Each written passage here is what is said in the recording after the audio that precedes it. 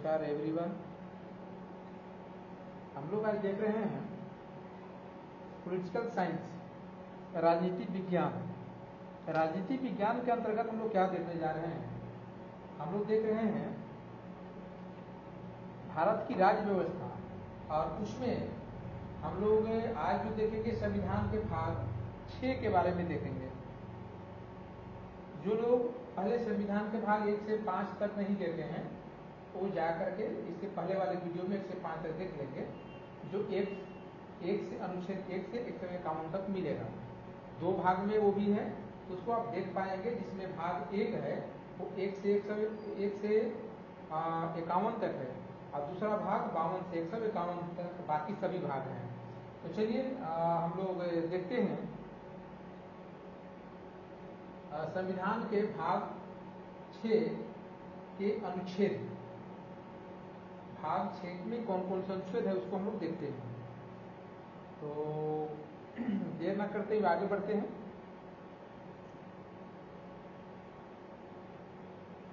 हम लोग भाग 6 में देखते हैं राज्य। यहाँ राज्य मतलब स्टेट की बात हो रही है। स्टेट पहले हम लोगों ने संघ देखा था, और संघ में हम लोगों ने देखा था राष्ट्रपति वगैरह के संदर्भ में। राज्य की बात आएगी तो राज्यपाल से शुरू होगा। तो ये बात हो रही है राज्य का। तो जब हम लोग राज्य के बारे में देखते हैं तो पहले ये हमारे संविधान में स्पष्ट किया गया है कि राज्य है क्या। सामान्य संदर्भ में राज्य को परिभाषित किया गया है 152 में, अनुच्छेद 152 में राज्य को परिभाषित किया गया है। फिर हम लोग देखते हैं, अगर इसके भाग 2 मतलब भाग 6 का अध्याय 2, अध्याय 1 में हम लोग देखा परिभाषा, अध्याय 2 में हम लोग देखेंगे कार्यपालिका। पहले जब मैं इसका ब्रीफ में क्लास ले रहा था तो मैंने बताया था आपको कि कार्यपालिका का जो अध्यक्ष होता है या प्रधान होता है वो होता है राज्यपाल। कार्यपालिका का अध्यक्ष राज्यपाल, और इसी के अंडर में मंत्रिमंडल काम करता है, मंत्रिपरिषद काम करता है। तो इसको हम लोग देखेंगे। तो जब बात कार्यपालिका की आती है तो सबसे पहले कार्यपालिका में बात आएगी राज्यपाल की। ऐसे हम लोग जब भाग 6 देख रहे हैं तो अनुच्छेद 152 से 237 तक हम लोग आज देखेंगे इस क्लास में। इसके की वीडियो ज्यादा लंबा हो जाएगा तो फिर बाकी 238 से भाग 7 में मिलेगा और वो हम लोग अलग से देखेंगे। तो इसमें क्या है कि हम लोग जो है जब हम लोग अध्याय 1 पढ़ेंगे तो केवल 152 उसमें एक ही अनुच्छेद है। अध्याय 1 में भाग 4 के अध्याय 1 में एक ही अनुच्छेद है, वो 152। अध्याय 2 की बात करेंगे तो अध्याय 2 में कार्यपालिका देखेंगे, और कार्यपालिका में अनुच्छेद है 153 से 167। क्लियर करते चलेंगे। अध्याय 2 में कार्यपालिका देखेंगे तो उसमें अनुच्छेद 153 से 167 है। लेकिन इसके भी जब हम अंडर में देखेंगे, राज्यपाल को जब देखेंगे तो राज्यपाल के बारे में हम पढ़ते हैं 153 से 162। तो चलिए हम लोग इसमें राज्यपाल को देखते हैं कि इस अनुच्छेद में क्या है। 153 में राज्यों के राज्यपालों को स्पष्ट किया गया है कि राज्यों में एक राज्यपाल होगा, उसको डिफाइन किया गया है। 154 में, अनुच्छेद 154 में राज्य की कार्यपालिका शक्ति को बताया गया है कि राज्य की क्या कार्यपालिका शक्ति है। राज्यपाल के संदर्भ में मैंने कहा कि राज्यपाल जो है वो राज्य के कार्यपालिका का अध्यक्ष होता है। इसीलिए 154 में इस बात का जिक्र है कि राज्य की कार्यपालिका शक्ति राज्यपाल के संदर्भ में क्या है, क्या शक्ति है राज्यपाल को कार्यपालिका के संदर्भ में। 155 देखेंगे तो इसमें मिलेगा हमको राज्यपाल की नियुक्ति। 155 में क्या मिलेगा? राज्यपाल की नियुक्ति। तो राज्यपाल की जो नियुक्ति कैसे क्या प्रक्रिया है इसको हम लोग 155 में देखते हैं। पहले देखें राज्यपाल, उसकी शक्ति क्या है, फिर उसकी नियुक्ति देखेंगे। जब नियुक्ति हो जाएगी तो काम करेगा। 156 में राज्यपाल का कार्यकाल देखेंगे, राज्यपाल का कार्यकाल क्या होगा, कितने वर्षों तक राज्यपाल का कार्यकाल होगा। 157 में राज्यपाल के रूप में नियुक्ति के लिए क्या योग्यताएं हैं, कौन व्यक्ति राज्यपाल बन सकता है, इसकी योग्यताओं का जिक्र 157 में किया गया है। 158 में राज्यपाल के पद की शर्तों की बात की गई है कि राज्यपाल के पद के लिए क्या शर्तें हैं। 159 में राज्यपाल जब शपथ ग्रहण करते हैं या प्रतिज्ञान लेते हैं, ओथ लेते हैं, उसकी चर्चा की गई है 159 में। 160 में कुछ आकस्मिकताओं में राज्यपाल के कार्यों का निर्वहन के बारे में बात की गई है कि अगर इमरजेंसी है स्थिति में, उस सदन में राज्यपाल क्या कार्य करेंगे, कैसे निर्वहन करेंगे, जिसको आप कह सकते हैं कि राष्ट्रपति शासन के दौरान, राष्ट्रपति शासन जब किसी राज्य पे लगता है तो उस समय क्या राज्यपाल के उनके अधिकार क्षेत्र में सारे क्षमताएं चली जाती हैं, सारे कार्य चले जाते हैं। 161 में क्षमा आदि प्रदान करने की और कुछ मामलों में सजा को निलंबित, माफ या छोटा करने की राज्यपाल की शक्ति है। स्टेट लेवल यानी कि हाई कोर्ट के मामले में अगर कुछ वैसे मामले आते हैं जिसमें लगता है कि क्षमा कुछ कम करना, तो कुछ इनको भी राष्ट्रपति की तरह इन्हें भी कुछ अधिकार दिए गए हैं जो कि सजा को निलंबित कर सकते हैं, माफ कर सकते हैं, छोटा कर सकते हैं। ये शक्ति राज्यपाल के पास भी है। 162 कहता है कि राज्य की कार्यकारी शक्ति का विस्तार, राज्य की कार्यकारी शक्ति का विस्तार कैसे होगा, ये 162 राज्यपाल के संदर्भ में है। चलिए हम लोग आगे बढ़ते हैं, राज्य को आगे देखते हैं। हम लोग देख रहे हैं भाग 6 और राज्य देख रहे हैं, जिसमें अनुच्छेद 152 से 137 तक हमें देखना है, जिसमें हम लोगों ने अध्याय 1 में पहले देखा और अध्याय 2 में। अब हम लोग देखते हैं अध्याय 2 का अगला भाग, जिसमें हम लोग देखेंगे मंत्री परिषद। हम लोग देख रहे हैं कार्यपालिका, अनुच्छेद 153 से 167 तक देखना है इस भाग में। तो हम लोग देख रहे हैं मंत्री परिषद। मंत्री परिषद जो आपको मिलेगा 163 से 167 तक मिलेगा, जो कि आपके सामने है।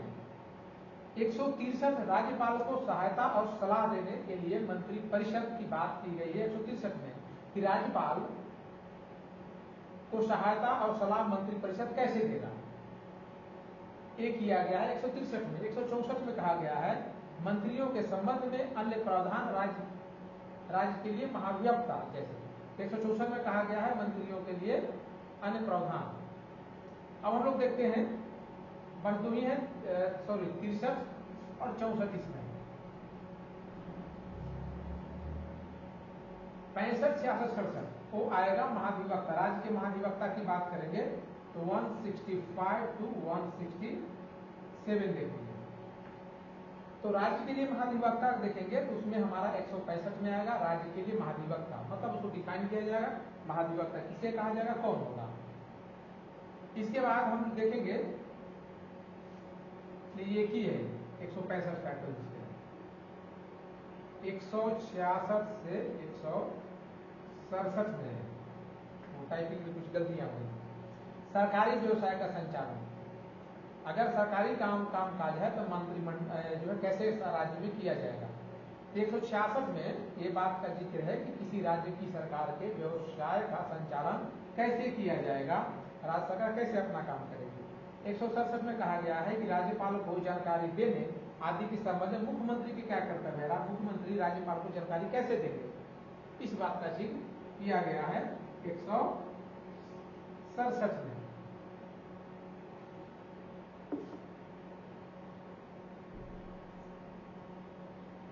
अब हम लोग देखते हैं अध्याय 3 भाग 6, जिसमें हम लोग राज्य देख रहे हैं। अनुच्छेद 152 से 237 तक जाएंगे। अध्याय 3 में हम लोग देखेंगे राज्य विधानमंडल। राज्य विधानमंडल जो है वो अनुच्छेद 168 से 212 तक देखेंगे। इसमें 168 में सामान्य बातें आती हैं, शुरू में अध्याय 1 में सामान्य बातें सब मिलती हैं। इसमें है 168 राज्यों में विधानसभाओं का गठन, राज्य में विधानसभा का गठन कैसे होगा, इस बात का जिक्र अनुच्छेद 168 में किया गया है। अनुच्छेद 169 में राज्यों में विधान परिषदों का उन्मूलन या निर्माण की बात की गई है कि यदि राज्य में विधान परिषद, जैसे हम लोग जब विधानमंडल की बात करते हैं तो विधानमंडल में 2 चीजें आती हैं, एक होगा विधानसभा और दूसरा विधान परिषद।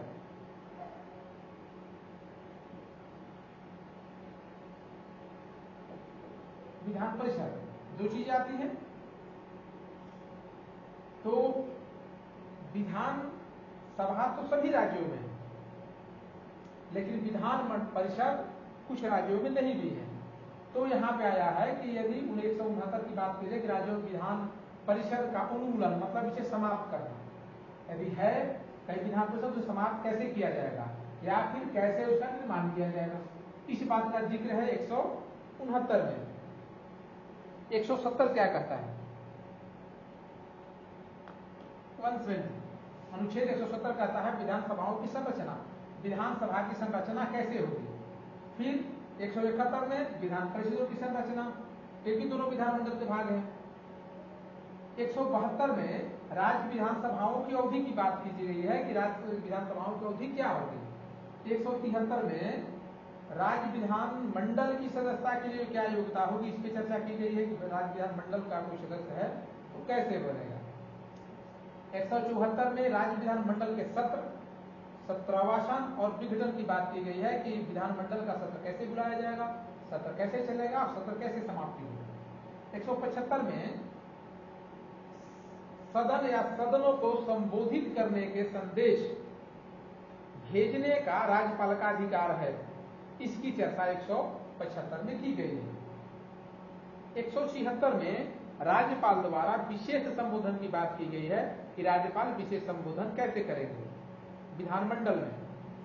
इसके बाद 177 में सदनों के संबंध में मंत्रियों और महाधिवक्ताओं के अधिकार की बात की गई है कि अगर कोई मंत्री है या महाधिवक्ता है तो उसके क्या अधिकार है, यह 177 आर्टिकल में इसका जिक्र है, अनुच्छेद में इसका जिक्र है।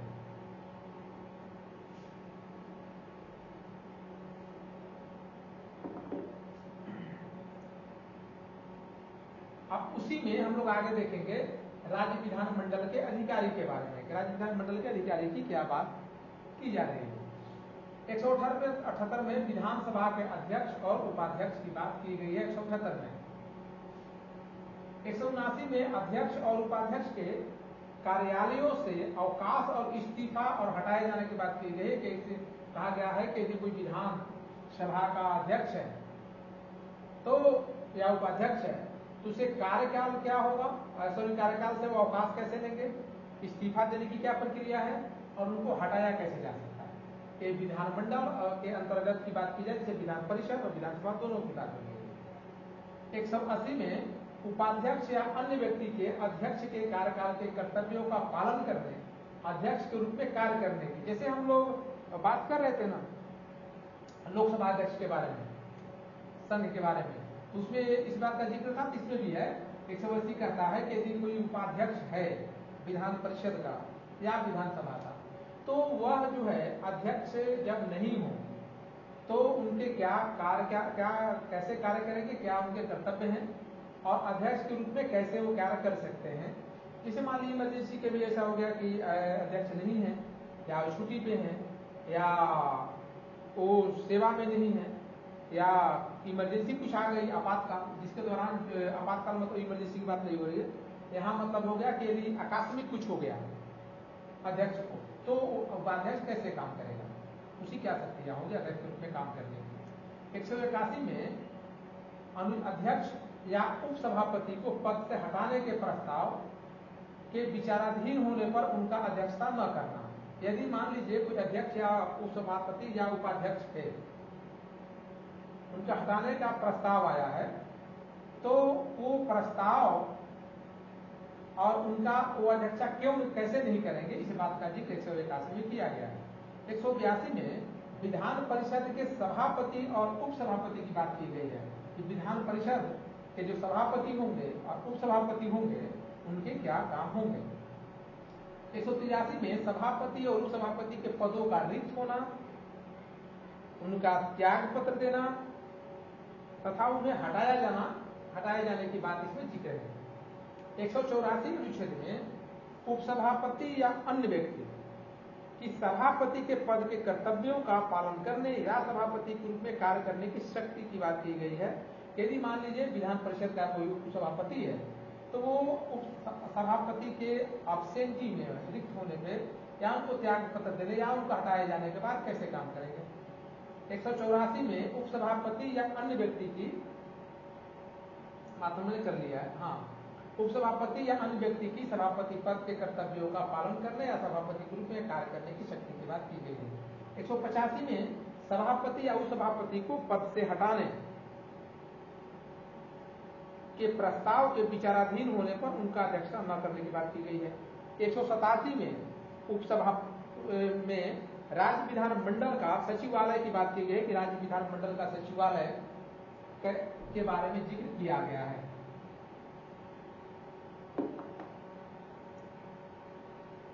हम लोग देख रहे हैं भाग 6 राज्य, इसमें हम लोग अनुच्छेद 152 से 237 से देखने वाले हैं। इसमें आगे आएगा कामकाज का संचालन। अध्याय 3 में, इसी का अध्याय 3 में हम लोग देख रहे हैं कार्यकाल का संचालन। ये अनुच्छेद 188 और 189 पर दो ही खंड में दो ही है। 188 सदस्यों द्वारा शपथ या प्रतिज्ञा, यदि कोई व्यक्ति है तो वो कैसे शपथ लेगा, इसकी बात का जिक्र किया गया है। 189 में सदनों में मतदान, यदि सदन में अध्यक्ष चुनने की बात हो रही है या किसी बिल को लेकर के मतदान की बात हो रही है तो उसमें मतदान की क्या प्रक्रिया है, इसकी बात की गई है। अगर रिक्तियों के बावजूद सदनों का कार्य करने की शक्ति और फोरम की बात किया गया, अगर रिक्ति है तो अब है सदस्यों का निहरताएं। इसमें क्या होता है कि ये 190 से 193 के बीच में आता है। 190 में क्या है, सीटों का रिक्त होगा। अगर सीटें रिक्त हो रही हैं तो क्या करना है। 191 में सदस्यों के लिए निहरताएं, सदस्य जो है उनके क्या अर्हताएं हैं वो बात जिक्र किया गया है। 192 में सदस्यों की निहरताएं संबंधी प्रश्नों पर निर्णय, अगर उनकी अर्हता नहीं है तो उस संबंधी प्रश्नों पर निर्णय कैसे लिया जाएगा। 193 में अनुच्छेद 188 के, जो अनुच्छेद 188 हम पहले पढ़े हैं, के अधीन शपथ लेने या प्रतिज्ञान करने से पहले या अर्ह न होने या अयोग्य घोषित होने पर बैठने और मतदान करने के लिए दंड की जिक्र किया गया है। हम लोग देखते हैं राज्य विधानमंडलों और उनके सदस्यों की शक्तियां, विशेषाधिकार और उन्मुक्तियां ये अनुच्छेद 194 से 195 में मिलता है। 194 आर्टिकल कहता है विधानमंडलों के सदस्यों और उनके सदस्यों और समितियों की शक्तियां, विशेषाधिकार आदि के बारे में 194 में जिक्र किया गया है। 195 में सदस्यों के वेतनमान और भत्ते का जिक्र किया गया है कि अगर विधानमंडल का कोई सदस्य है तो उसके वेतनमान और भत्ते क्या होंगे।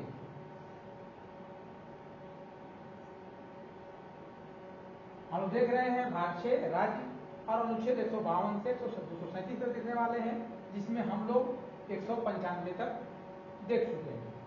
हम लोग देखेंगे विधायी प्रक्रिया, अनुच्छेद 196 से 201 तक। 196 में विधेयकों के पुनर्स्थापित और पारित करने के संबंध में प्रावधान है। कोई विधेयक अगर पेश किया गया है तो अगर वो किसी कारण रिजेक्ट हुआ है या पुनः उसे देखना है तो फिर पुनः स्थापित करना है तो उसे पारित कैसे किया जाएगा, इस पे जिक्र है। 197 में धन विधेयकों के अलावा अन्य विधेयकों के संबंध में विधान परिषद की शक्तियों पर प्रतिबंध की बात करता है। कहता है कि जो धन विधेयक है इसके अलावा अन्य जो विधेयक है उसके संबंध में विधान परिषद शक्तियों पर प्रतिबंध कैसे लगाएगा। 198 में धन विधेयकों के संबंध में विशेष प्रक्रिया जिक्र किया गया है। धन विधेयक के विशेष प्रक्रिया क्या है, जिसका जिक्र 198 में मिलता है। 199 में धन विधेयक की परिभाषा, धन विधेयक क्या है इसको परिभाषित 199 में किया गया है। 200 में विधेयकों पर अनुमति, जो विधेयक है उस पर अनुमति की बात 200 में की गई है। 201 में विचार के लिए आरक्षित विधेयक, कुछ विधेयक होते हैं उनको विचार के लिए आरक्षित कर दिया जाता है कि इस पर विचार किया जाएगा, इसका जिक्र किया गया है। अब है वित्तीय मामलों में प्रक्रिया, अनुच्छेद 202 से 207। 202 वार्षिक वित्तीय विवरण की बात करता है कि एनुअल फाइनेंशियल जो डिस्क्रिप्शन उसकी बात करता है। 203 में अनुमानों के संबंध में विधानमंडल में प्रक्रिया की बात करता है कि जो अनुमान जो है ये संबंध में है वो विधानमंडल की क्या प्रक्रियाएं हैं। 204 में विनियोग विधेयक की बात करता है। 205 में अनुपूरक बजट या अतिरिक्त या अधिक अनुदान की बात करता है। 206 में लेखानुदान, ऋण पत्र और अपवादात्मक अनुदान की बात करता है। 207 में वित्तीय विधेयकों के संबंध में विशेष प्रावधान की बात करता है। यदि आप ये नहीं समझ, टेक्निकल सब नहीं समझ पा रहे होंगे तो आप मेरा पुराना वीडियो इसी में संबंधित जो है जो संघ की बात करता है भाग 5, उसमें आप जाकर के देख सकते हैं कि भाग 5 क्या कहता है संघ के बारे में। जो 101 से 151 तक की बात करता है, 52 से 151 तक की बात करता है। चलिए आगे चलते हैं। हम लोग देख रहे हैं भाग 6 राज्य अनुच्छेद 152 से 237 तक, जिसमें हम लोग पहले देख चुके हैं अनुच्छेद 207 तक। हम लोग देखते हैं 208 से 212। इसमें समान प्रक्रिया की बात की गई है। समान प्रक्रिया में प्रक्रिया के नियम की बात की गई है। फिर 209 में वित्तीय व्यवसाय के संबंध में राज्य के विधानमंडल में प्रक्रिया का कानून द्वारा विनियमन की बात किया गया है। 210 में विधानमंडल में प्रयोग की जाने वाली भाषा का बात किया गया है कि विधानमंडल में किन भाषाओं का प्रयोग किया जाएगा। विधानमंडल में यहाँ मतलब यहाँ यह है कि विधान सभा और विधान परिषद दोनों की बात की जा रही है। 211 में विधानमंडल में चर्चा पर प्रतिबंध की बात की गई है कि किस कंडीशन में विधानमंडल में चर्चा प्रतिबंधित होगी। 212 में न्यायालयों द्वारा विधानमंडल की कार्यवाही की जांच न करने की बात की गई है कि विधानमंडल है उसमें जो कार्रवाई की जाएगी उसकी जांच न्यायालय नहीं कर सकती है।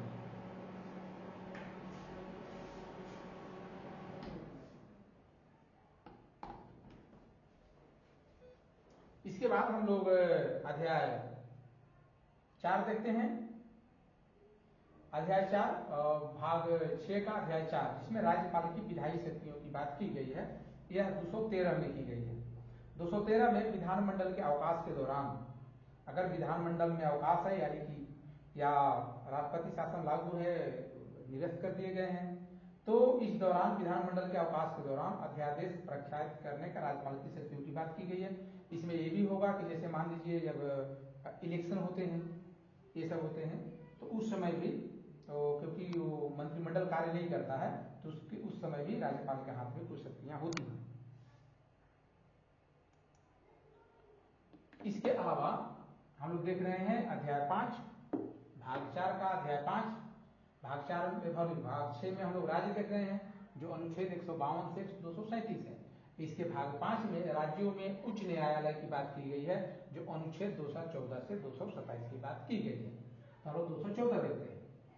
राज्यों के लिए उच्च न्यायालय की बात की गई है कि राज्यों में उच्च न्यायालय होगा, इस बात की जिक्र 214 अनुच्छेद में किया गया है। 215 अनुच्छेद में उच्च न्यायालयों का अभिलेख न्यायालय होने की बात की गई। कुछ न्यायालय में जो है वो अभिलेख न्यायालय होने की बात कही गई है। 216 में उच्च न्यायालयों का गठन की बात किया गया, कुछ न्यायालय का गठन कैसे होगा। 217 में उच्च न्यायालय के न्यायाधीश की नियुक्ति और उसके पद की शर्तों की बात की गई है कि जो उच्च न्यायालय के न्यायाधीश की नियुक्ति कैसे होगी और उसके पद की क्या शर्तें हैं, कौन व्यक्ति उच्च न्यायालय का न्यायाधीश बन सकता है। 218 में उच्च न्यायालय से संबंधित कुछ प्रावधानों का उच्च न्यायालयों पर लागू होने का जिक्र किया गया है। 219 में उच्च न्यायालय के न्यायाधीशों द्वारा उनके शपथ और प्रतिज्ञान की बात की गई है कि अगर वो पद पे आते हैं तो उनका शपथ कैसे होगा, क्या शपथ होगा। 220 में अस्थायी न्यायाधीश बनाने के बाद प्रैक्टिस पर प्रतिबंध की बात की गई है। फिर 221 में न्यायाधीशों के वेतनमान की बात की गई है, उनका वेतनमान क्या होगा। 222 में एक न्यायाधीश का एक उच्च न्यायालय से दूसरे न्यायालय में ट्रांसफर स्थानांतरण कैसे होगा, इस प्रक्रिया की जिक्र की गई है 222 में। 223 में कार्यवाहक मुख्य न्यायाधीश की नियुक्ति की बात की गई है, जो कार्यवाहक मुख्य न्यायाधीश होंगे उनकी नियुक्ति कैसे की जाएगी। 224 में अतिरिक्त और कार्यवाहक न्यायाधीशों की नियुक्ति की बात की गई है कि कोई अतिरिक्त न्यायाधीश की आप नियुक्ति कराते हैं या कोई केस को लेकर के कार्यवाहक न्यायाधीश की आप नियुक्ति करते हैं तो कैसे करेंगे। इसके बाद 224A में उच्च न्यायालयों की बैठकों में सेवानिवृत्त न्यायाधीशों की नियुक्ति की बात की गई है कि यदि 224A में बात किया गया है उच्च न्यायालय की जो बैठक होंगे उसमें सेवानिवृत्त न्यायाधीश की नियुक्ति कैसे की जा सकती है, अपॉइंटमेंट कैसे मिलेगा।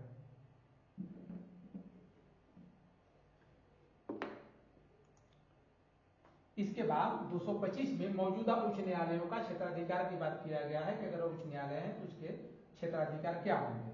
226 में कुछ रिट जारी करने की उच्च न्यायालयों की शक्तियों की बात की गई है, कोई रिट जारी अगर न्यायालय करता है तो उसके संदर्भ में 226A को निरस्त कर दिया गया है। 227 में उच्च न्यायालय द्वारा सभी न्यायालयों के अधीक्षण की शक्ति की बात की गई है। उच्च न्यायालय के अंतर्गत नीचे जितने न्यायालय हैं उन सभी न्यायालयों के अधीक्षण की बात की गई है। 228 से निरस्त कर दिया गया है। 229 उच्च न्यायालयों के अधिकारी और कर्मचारी तथा उन पर व्यय की बात की गई है। 230 में उच्च न्यायालयों की अधिकारिता का संघ राज्य क्षेत्रों तक विस्तार की बात की गई है। 231 में 2 या अधिक न्यायालयों के लिए एक समान उच्च न्यायालय की स्थापना की बात की गई है 231 में। अब है अध्याय 6, भाग 6 का अध्याय 6। भाग 6 का अध्याय 6 में अधीनस्थ न्यायालयों की बात की गई है, जिसको आप जिला न्यायालय बोलते हैं या वहां के न्यायाधीशों की बात इसमें मिलेगी। 233 में या 233 से 237 तक जाएगा। 233 में जिला न्यायाधीशों की नियुक्ति की बात की गई है। 233 ए में ए देख रहे हैं, ये मतलब ये बाद में जोड़ा गया है। कुछ जिला न्यायाधीशों की नियुक्तियों और उनके द्वारा दिए गए निर्णयों के आदि का मान्यकरण की बात की गई है।